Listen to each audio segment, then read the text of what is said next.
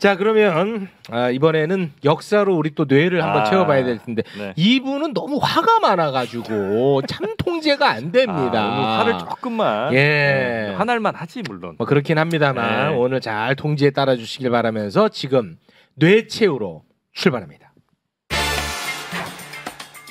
뇌뇌를 부탁해. 자, 화가 많은 역사 강사 백이성님 나와주셨습니다. 어서 오십시오. 시청자 여러분 안녕하십니까? 48년 전 오늘 태어난 백이성입니다. 네, 반갑습니다. 시작할 때는 애기 같아.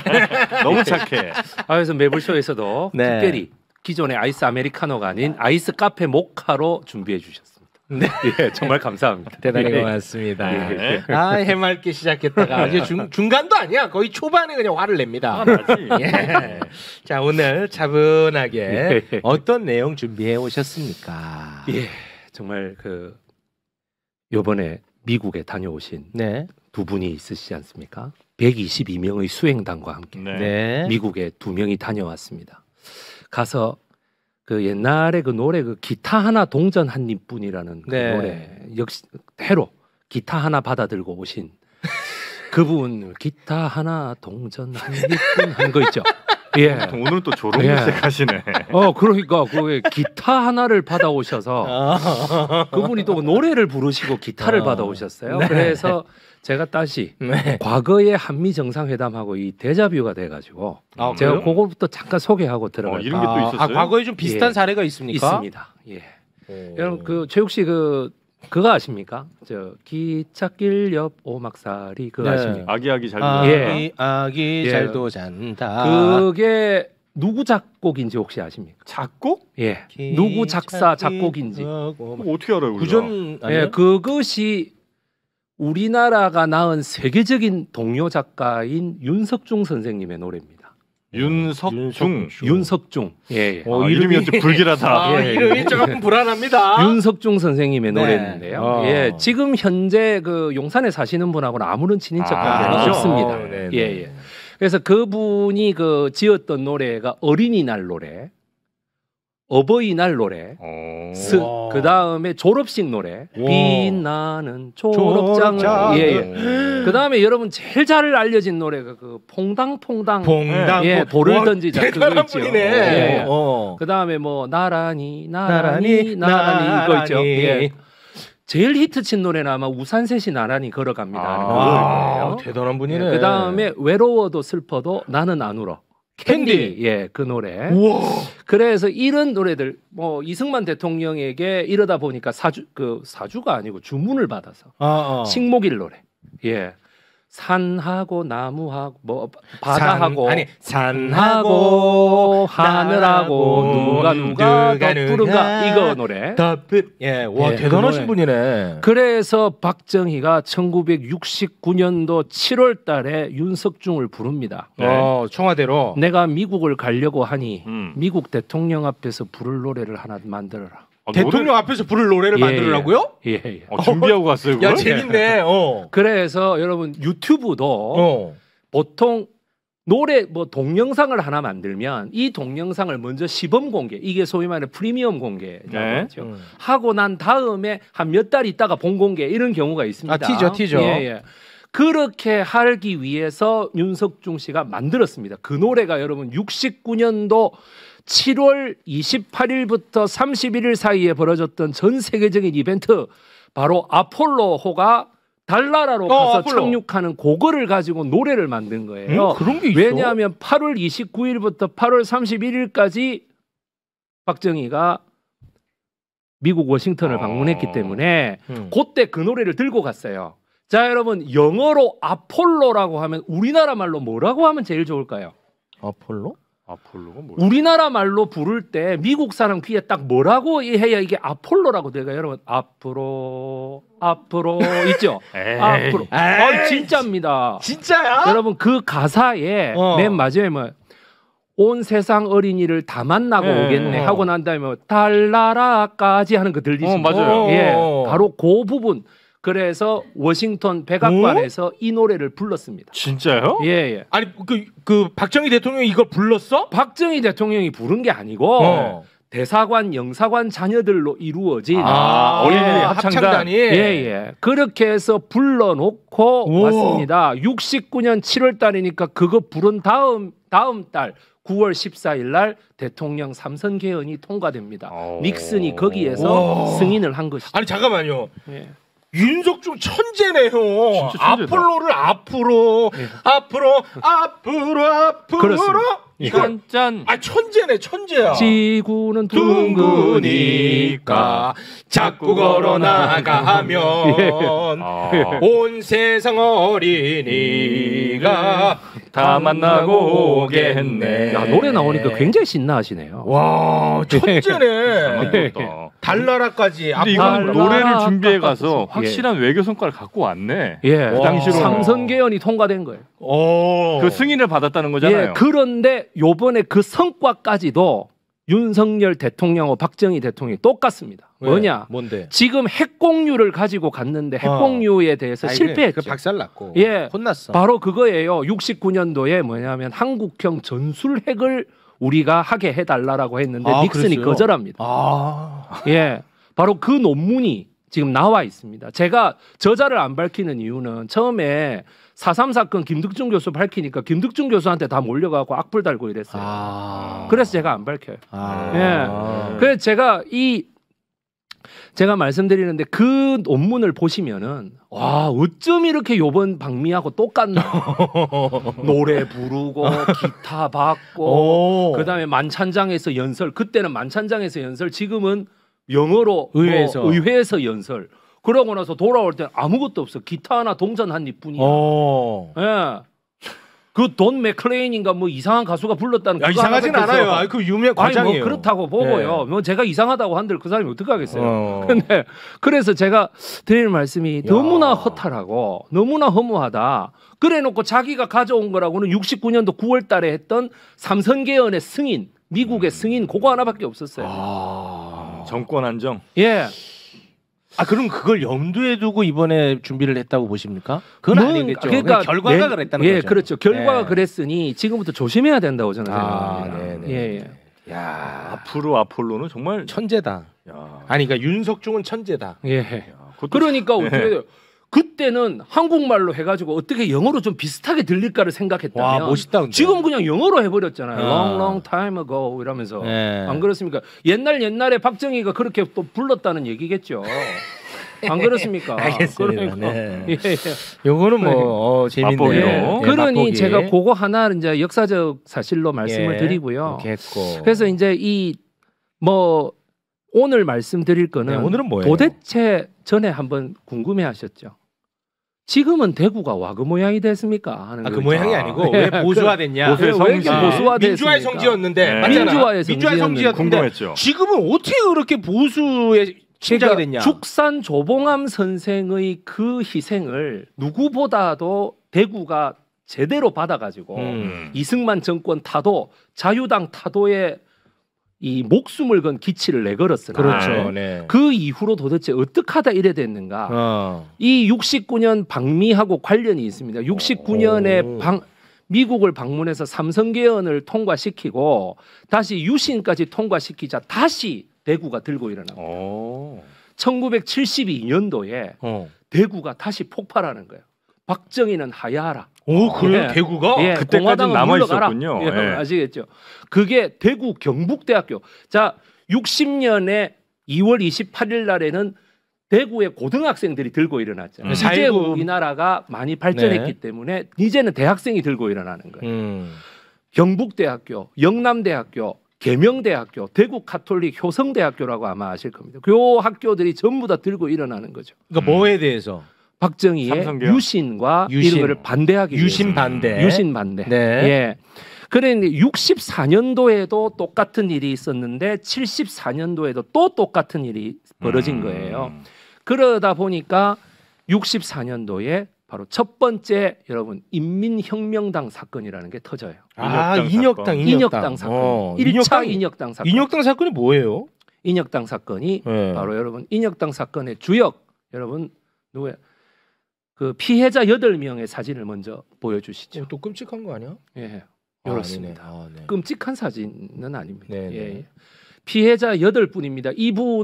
이분들은 모두 1차 인혁당 사건 때의 희생자들이었고 저 한 분을 제외하고 30살의 여정남 선생이라는 분을 제외하면은 모두 64년도의 희생자들이었고 다시 74년도에 또 다시 이제 불려오는 거예요.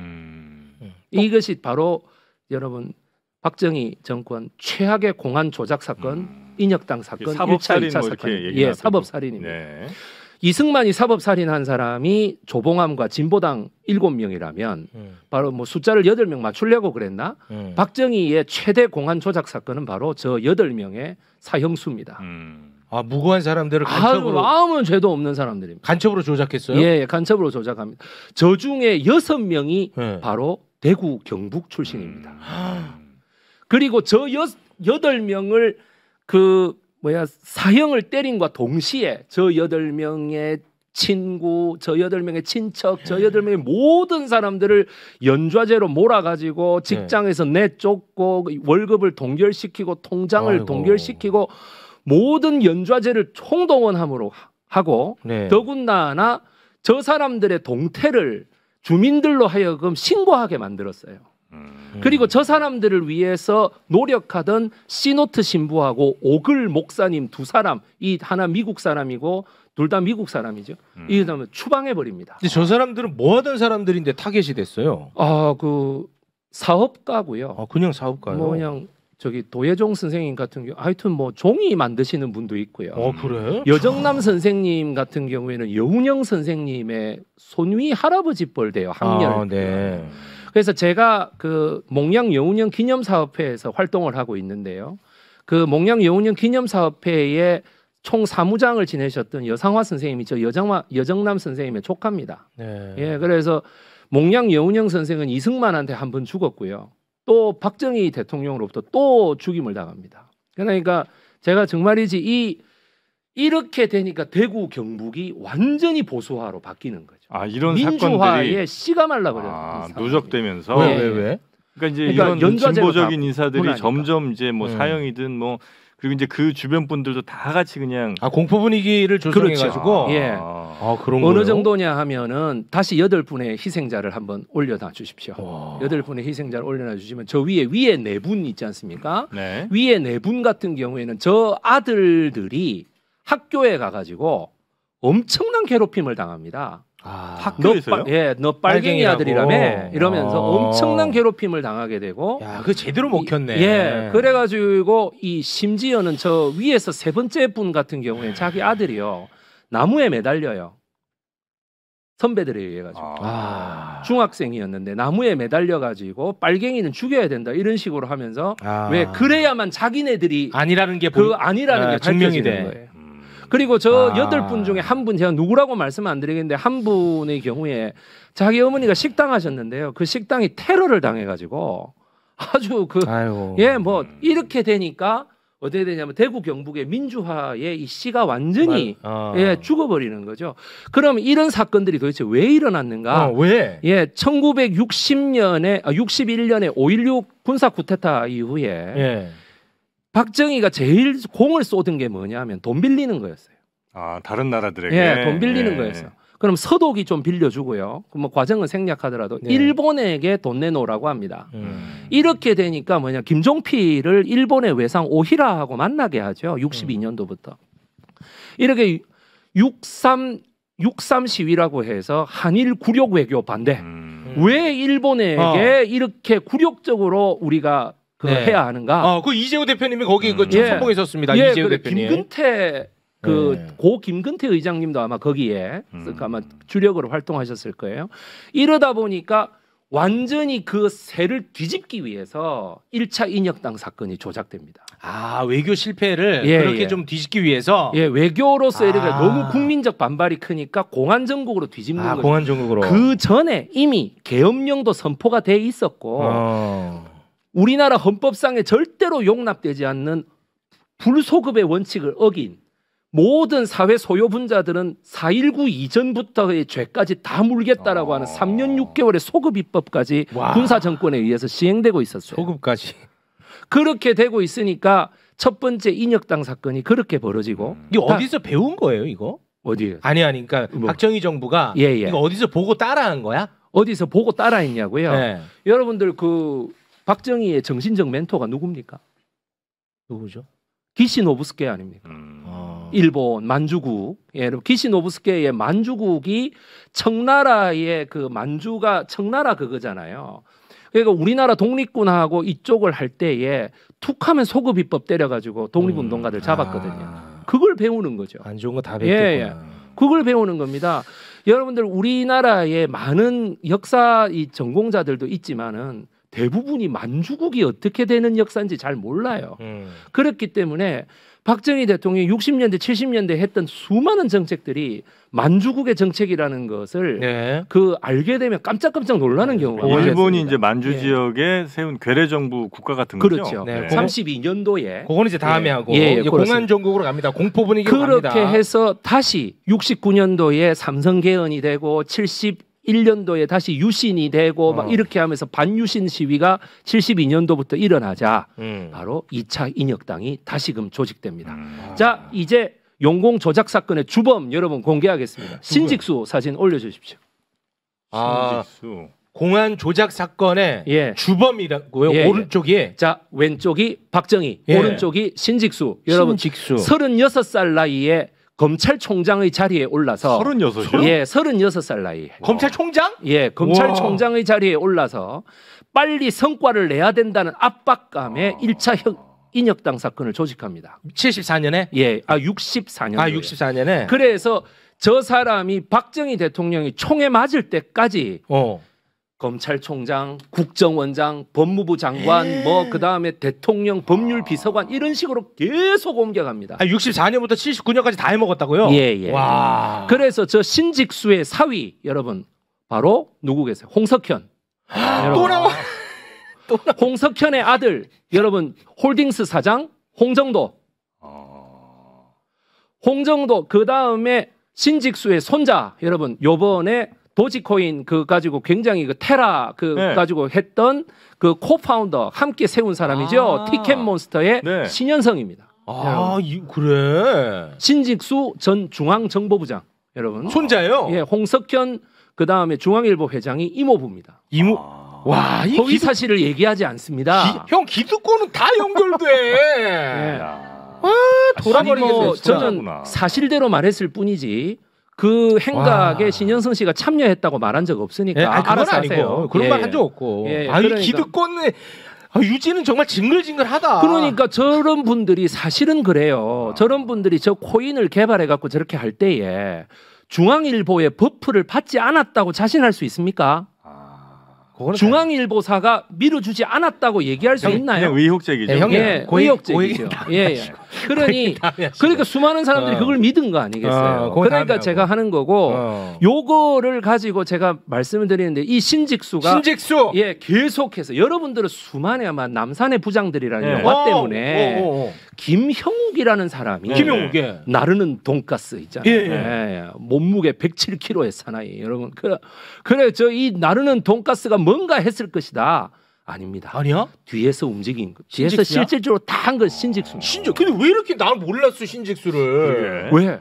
그때 여러분 이런 매불쇼 같은 게 있습니까? 뭐 저 같은 역사 강사가 나와가지고 이런 소리 했다가는 바로 그 다음날 잡아가는 거예요. 그래요? 여러분들 제 인천에 제 구독자가요 할머니가 한 분 계세요. 81세예요. 제가 강의하는 것만 들으시고 늘 자기 딸한테 이렇게 얘기해요. 저 백이성 강사 지금 괜찮어? 안 잡혀가? 괜찮어? 계속 그래요. 그게 무슨 의미냐는 거예요. 지금 제 구독자 중에 한 분이 84세 되신 분이 대구에 그 사시는 할머니가 계시는데 이분이 후원금을 보내드리고 싶어요. 백이성 강사님. 왜 보내주시면 되잖아요. 부인 계좌를 불러달래. 왜 그러냐 그러니까 아유 보냈다가 내가 압수수색 당하면 어떡해요. 그러니까 참여 계좌 아니 그게 왜 아니 참여 계좌라는 게 아니지 우리 마누라 계좌인데. 신직수 다시 갑시다. 그래가지고 제가 그것 때문에 인혁당 사건 때문에 겁을 먹은 게 지금까지 오는 거야. 지금까지 트라우마다. 그러니까 트라우마인 거야. 그래서 트라우마. 아니 지금은 그런 게가 아닌데. 그래서 하는 말이 신직수 씨가 이렇게까지 했다는 게 저로서는 너무나 가슴 아픈 일입니다. 처음에 64년도에 1차 인혁당을 했을 때 나이가 36살이라 그랬잖아요. 검찰총장으로서. 아래 검사들이 말을 안 듣는 거예요. 아, 어려서 정의감에 불타서 인혁당을 무죄로 한 게 아니고 1차 검사 3명이 무죄로 하는데 뭐냐면 신직수의 검찰총장 기용 자체가 마음에 안 드는 거야. 내보다 기수도 지금 20기나 아래인 놈이 이렇게 된 거지. 그래갖고 했는데 그 사람들이 전부 항명장을 제출했으나 예, 박정희하고 신직수 둘이가 다른 검사에게 정검사라는 사람에게 맡겨가지고 합니다. 정검사는 신직수 검사보다 아래 검사였거든요. 그래서 하게 됩니다. 그래도 훌륭한 검사들이 있긴 있었네요. 이게 뭐 훌륭한 검사가 그 동기가 아니라니까요. 그 동기는 어떻게 확인은 된 거예요? 예, 그건 뭐 다 확인되죠. 예, 그러니까 이런 것들이 제가 볼 때는 뭐 요번에도 미국 상하원 연설 가가지고 뭐 가짜 뉴스 퍼뜨리고 뭐 사기꾼들이 뭐 하고요. 그 가짜 뉴스를 퍼뜨린 게 누군데요? 간첩 아닌 사람을 이렇게 국가보안법으로 엮어가지고 이 난리를 쳤던 사람이 다 검사들 아닙니까? 검사, 검찰총장. 무슨 소리를 하고 있어요? 신직수, 내 진짜로 잊지 않겠습니다. 예, 그래서 신직수. 그래서 이 그때부터 신직수 검사는 검사들의 표본입니다. 롤모델이야. 존경합니다. 왜 친일 경찰들에게 모든 사람들의 표본이 누굽니까? 종로 경찰서 고등계 형사부장 유승훈이잖아요. 노덕술이고 나발이고 전부 다 뭐 유승훈 좋아해갖고 다들 나도 저렇게 해야 되는데 이렇게 돼서. 근데 그 다음에 이제 출세 표본. 근데 그 출세 표본이 검찰로 옮겨갔구나. 그렇지. 예, 그러면서 이것이 신직수 검사를 모두가 따라하게 되면서 신직수 키즈들이 많이 생겨나게 되죠. 그 가장 대표적인 사람이 김기춘이라는 인물. 김기춘 잘하는데? 김기춘이라는 인물이 여기에서 따라 나오고. 신직수 후배예요. 신기해요. 예, 신직수를 얼마나 존경하는. 그랬어. 어린 나이에 검찰총장이 되고, 어린 나이에 국가 뭐 중앙정보부장이 되고. 확실히 이 모든 독재자들이 사람들 뽑을 때는 좀 자격이 안 되는 사람들을 유독 좋아하는 것 같아요. 자격이 안 돼야 자기한테 무조건 충성하니까. 그렇죠. 자기가 약점을 딱 잡을 수 있거든. 그러니까 좀 나이 어리거나. 예리하네. 그러니까 예리해. 이 모든 것에 이 뒤에 여러분들 그 80년대에 가면은 70년대 말부터 이제 두각을 나타내는 검사가 한 명 있습니다. 70년대 말부터 80년대 초까지. 70년대 말부터 80년대 초까지 이제 검사가 있는데 82년도에 이 검사가 전두환 대통령이 역사 바로 세우기 하면서 항일 무장 투쟁 무슨 그 사료를 담당해라 하면서 서울중앙지검의 공안부장 하던 사람을 여기에 총책임자로 앉혀요. 그러면서 6개월 뒤에 이 사람이 보고서를 내는데 뭐라고 내냐 하면은 항일 운동하는 거는 좀 색깔이 영 좀 빨간색들이 많다. 항일이 이러면서 항일을 하던 독립운동하는 애들은 이렇게 하면서 뭐라고 하냐면 일본과의 협력이 중요하다. 이렇게 얘기합니다. 그리고 나서 89년부터 90년까지 이 사람이 또다시 서울중앙지검의 지검장을 지내요. 중앙지검의 지검장을 지냈는데 그때 당시에 6월 달부터 7월 달 사이에 누가 갑자기 방북을 하느냐면 임수경 양이 방북을 합니다. 미립북이죠. 그래서 노태우한테 작살나게 깨집니다. 이 서울중앙지검장이 뭐 했냐고 이렇게 된 겁니다. 그때부터 이 사람이 완전히 세상을 이렇게 좀 뭐라 그럴까 빨간색 아니면 파란색으로 바꿔버려요. 그럴만한. 그 검사 사진 한번 띄워주시죠. 누군데 또 유명한 사람인가 봐. 유명해요? 이 사람 누구하고 닮지 않았어요? 김경회 검사입니다. 김경회는 모르겠는데. 김경회 검사인데 이 사람이 이렇게 임수경 양에 대해서 물어봤어요. 기자들이 어떻게 생각합니까? 이게 방북했는데 어떻게 생각합니까? 이렇게 합니다. 더 이상 묻지 마세요. 그 질문 말고 딴 거 하세요. 이렇게 얘기합니다. 더 이상 그 질문하면 나 나갈 거예요. 누구 닮지 않았어요? 김태우 닮았네. 자, 자기 아들 여러분. 자기 김태우입니다. 여러분. 진짜요? 국가안보실 1차장 김태우입니다. 진짜요? 예, 김경회 검사의 첫째 아들이. 우리 다 잡혀갑니다. 그럼 그러면 제 아내도 고생하는데 제가 그 짓을 왜 합니까? 뭐야? 소름이야. 여러분. 나도 모르게 그냥 김태우 말투가 닮았길래 나 닮았다고 했지 나는. 그걸 누구한테 배웠겠어요? 소름이야. 여러분들 한번 생각해 보세요. 1988년도부터 그 86년도부터 87년 사이에 인천지방검찰청장을 지냈습니다. 그때 바로 부천경찰서 권인숙양 지금 더불어민주당 국회의원이죠. 권인숙양 성고문 사건 그거에 문기동 경장을 구속시킨 사람이 저 사람입니다.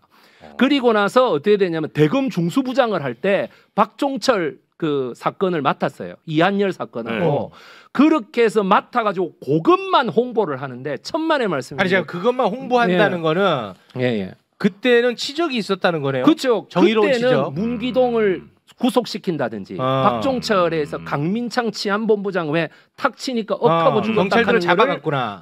경찰들을 잡아넣은 그게 있거든요. 그런데 문제는 뭐냐면 그것만 홍보하기. 그래서 민주화도 검사들이 다 했다라고 얘기할 게 아니라 그렇지. 82년도에 항일 무장투쟁사를 갖다가 곧다우로 정리한 거.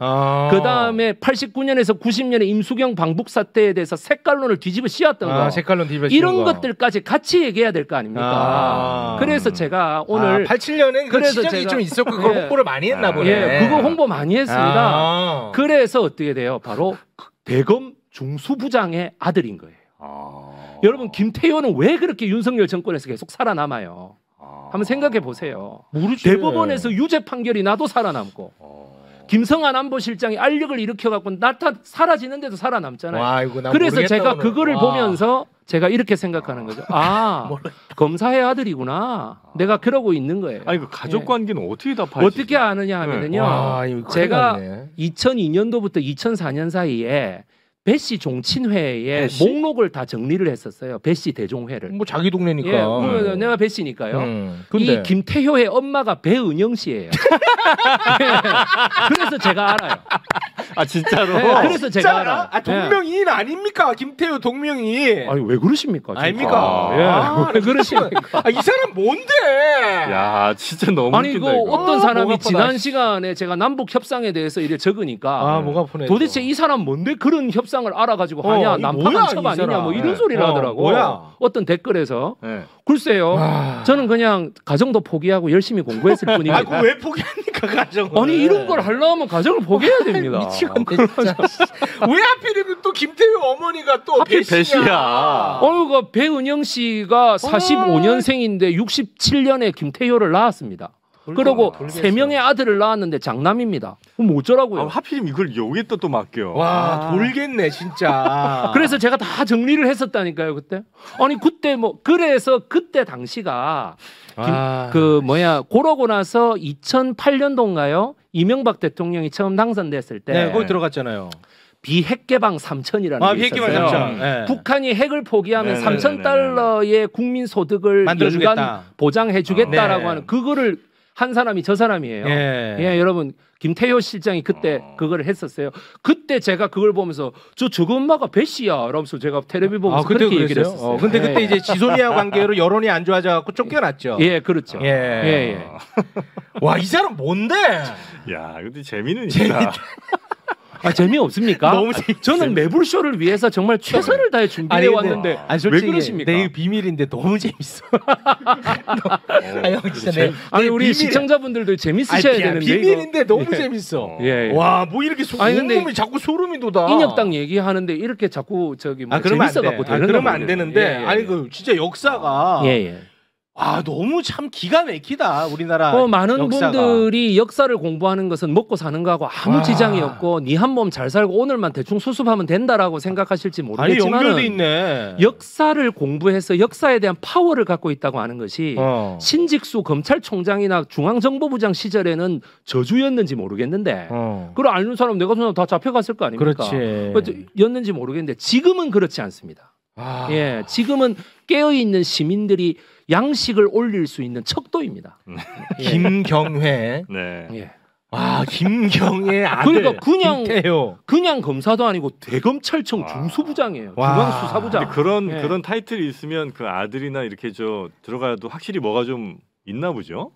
그거야 지금 대통령실에 제가 안 들어가봐서 잘 모르겠습니다. 진짜 막 어질어질하다. 자기도 잘해야 되겠죠. 현대사가 어질어질해. 코드를 딱 맞춰가지고 아메리칸 파이 부르고 있으면 뒤에서 파이 하고 있고. 그러면 그 김경애라는 사람이 일본하고 투쟁했던 사람들 많이 이렇게 기소했어요? 아니요, 그게 기소가 아니라 말 그대로 학술 자료. 학술 자료를 그러니까 정리했다. 제가 일제 강점기를 전공하니 그 자료를 다 봤을 거 아니겠습니까? 어째 이따구로 정리를 해놨노 이런 생각이 드는 거죠. 근데 그 사람이 검사였는데 이제 그 역할을 맡았다는 거야. 그 역할을 82년도에 맡았다는 거죠. 그 희한하네. 검사인데 또 그런 역할을 맡았다는 것도. 것도. 그때도 검사 왕국이었던 거예요. 그때도 우리가 몰라서 그렇지. 그때는 심지어 그 역사를 그냥 검사들이 정리했다는 거 아닙니까? 그렇죠. 와. 지금은 금융감독위원회 위원장도 검사 하나 임명되니까 난리 나잖아요. 그때는 국사편찬위원회 위원장도 뭐 검사. 야, 어지러지하네. 근데 그거 하나가 왜 정리가 안 돼? 우리 현대사에서 검찰의 이런 아니 본인한테 물어보세요. 자기는 다 정리했다 그래요.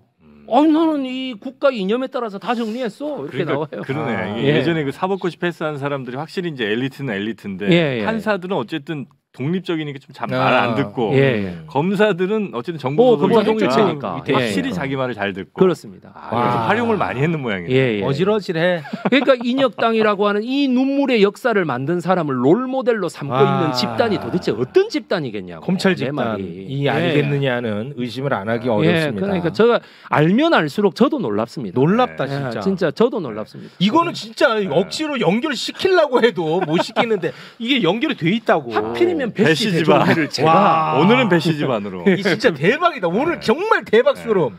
딴 데 가서는 이 얘기하지 마세요. 태어난 지 48년 만에 제가 엄청난 진실을 본 아유 고맙습니다. 정확하게 48년. 형 고맙다고는 하지만. 그래서 태어난 시각도 오후 3시에 태어나가지고요. 제가 정확하게 48년이에요. 딱 매부쇼할 시간이네요. 그렇습니다. 오후 3시. 그래서 저는 최욱 정영진님한테 뭔가 계시가 떨어진 게 아닌가 이런 생각. 어지러지네. 근데 정말 속상하게 왜 이렇게 재밌냐. 속상하시죠. 대구 분들이 보시면 이거 열받으실 텐데. 대구가 보수화된 것은 그런 어떤 공포심이 좀 공포심이 정말 씨가 말랐다. 진보의 씨가 말랐다. 그렇습니다. 그거를 강력하게 저 사람이 빨갱이라고 때리지 않으면 내가 빨갱이로 몰리니 더 강하게 때릴 수밖에 없는. 상호 신고제하고 그 월요일의 꿈이라고 하는 그 해외의 모든 주재원들 목사님들 단체에서 그렇게 구명 운동을 했는데도 안 되고 심지어 사형 집행하기 4개월 전에 그 미국 대통령 제랄드 포드가 우리나라에 방문했을 때도 이 월요일의 꿈 서양 선교사님들이 전부 다 청와대 앞으로 몰려가갖고 이 인혁당 사람들 석방하라고 무죄라고 난리쳤는데 포드가 끝까지 아무 말도 안 하고 그냥 돌아갔습니다. 그 재심 다 됐죠? 재심돼서 모두 무죄가 됐어요. 이게 그 집행은 안 됐군요. 아니요. 그러니까 예전에 집행됐죠. 4월 8일 날 사형 선고가 돼서 선고 말고 집행. 4월 9일 날 바로 집행됐어? 8명. 그래서 사법살인이라고. 2명을 제외하면 전부 시신도 탈취해 버렸습니다. 그래서 여러분 문정현 신부님 있잖아요. 천주교 정의구현 사재단의 문정현 신부님께서 그 시신 탈취를 막으려고 자기가 씹던 껌을 이렇게 떼가지고요. 그 왜 경찰 자동차 키 꽂는 거기다가 이렇게 하다가 경찰이 밀어버리는 바람에 위에서 떨어져 갖고 지금도 왼쪽 다리가 붉으세요. 아스팔트 바닥에 그대로 받는 바람에. 그래갖고 그 하루 만에 8명이 모두 형장의 이슬로 사라졌습니다. 그런데 선고 나고 거의 선고가 되기 1시간 전에 거기에 있는 5년 이상의 중형수들로 하여금 사형장을 다 청소하게 했답니다. 청소하게 했는데 왜 이렇게 청소하느냐 그랬더니 오늘 사형이 있을 거야 8명. 그래서 다 청소해라고 청소 딱 해놓고 이미 판결이 딱 돼서 판결 8명 모두 사형 판결하는데 9분 그리고 8명 모두 사형 집행하는데 6분 걸렸습니다. 그러니까 선고하고 바로 선고하고 18시간 만에. 그런 사례가 없죠. 그런 사례가 없기 때문에 국제 엠네스티하고 국제 사법 운동 기구 스위스에 있는 기구에서 세계 사법 역사상 다크데이 암흑의 날이라고 지금까지도 유일하게 선정해서 하고 있습니다. 알겠습니다. 자, 오늘은 저한테 그것도 모르냐고 하는데 몰라서 물었겠냐. 아유, 자식들아. 알겠습니다. 여기서 마무리 짓죠. 와, 이 김태우 이거 괜찮나? 썸네일로 김태우 해도 돼요? 썸네일 하지 마.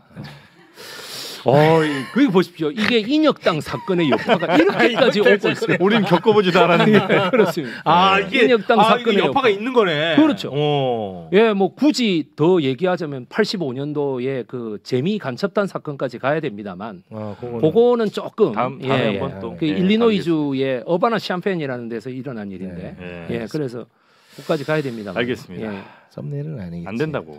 예. 이거 보세요. 지금 인혁당 사건의 여파가 이렇게까지 오고 있는. 우리 회의하는 거예요. 가만히 좀 계세요. 회의하는 거야 회의. 예, 그렇습니다. 알겠습니다. 자, 그럼 여기에서 생방송 중에 회의도 하시는군요. 네.